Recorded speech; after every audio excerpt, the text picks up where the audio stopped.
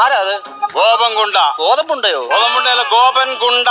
ഞാൻ തോട്ടത്തിൽ തുമ്മി. നീ തോട്ടത്തിൽ തുമ്മുവോ മുറ്റത്തും ഉള്ളൂ, അതെനിക്ക് വിഷയമല്ല. അല്ല, ആട്ട എന്നാ വന്നേ? ആട്ടോ എന്തിനാ വന്നത്? ആട്ടോ എന്നെ കൊണ്ട് വന്നത്. എണ്ണയും കൊണ്ട് വന്നാന്നോ? എന്നെയും കൊണ്ട് വന്നതെന്ന്. ഞാൻ അതല്ലേ ചോദിച്ചേ. എന്റെ ഈ പുതിയ വീട്ടിലെ കേറി താമസത്തിന് നിങ്ങൾ എന്തിനാ വന്നേന്ന്?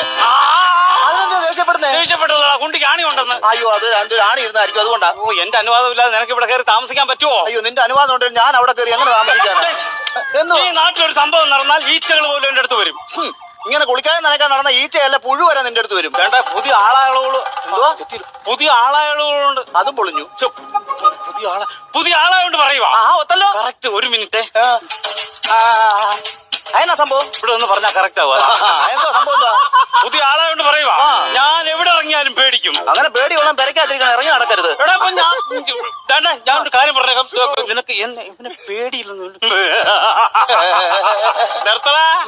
സോമന്റെ മോട കേട്ട് ഇരിക്ക. സോമന്റെ മുട കേട്ടോണ്ട് ഞാൻ എന്തിനാ ഇരിക്കുന്നത്? നീ ഇരുന്നാ മതി. സോമന്റെ മോട കെട്ടെന്ന് കല്യാണം. കോപം കൊണ്ടേ വിളിച്ചില്ല. അയ്യോ, കോപം കൊണ്ട് ആരെങ്കിലും കല്യാണം വിളിക്കോ? സ്നേഹം കൊണ്ടേ വിളിക്കത്തുള്ളൂ. കോപം കൊണ്ട് എന്നെ വിളിച്ചില്ല. നിങ്ങളെ വിളിച്ചില്ലെന്ന്. അയ്യോടാ, എനിക്ക് തയ്ക്കാൻ പറ്റിയില്ലേ. സഹിക്കാൻ പറ്റാത്തതാണ് കീറി ഉടുപ്പിട്ടോണ്ട് നടക്കുന്നത്. സഹിക്കാൻ പറ്റിയില്ലെന്ന്. സഹിക്കാൻ പറ്റിയില്ല. ഞാനങ്ങ് പന്തലിച്ചെന്ന്. അങ്ങനെ പന്തലിച്ച് പോകാൻ വേണ്ടി കോവലോ വടവലോ വല്ലോ ആണോ? ഇവിടെ മണ്ഡപത്തിൽ ചെന്നെന്ന്.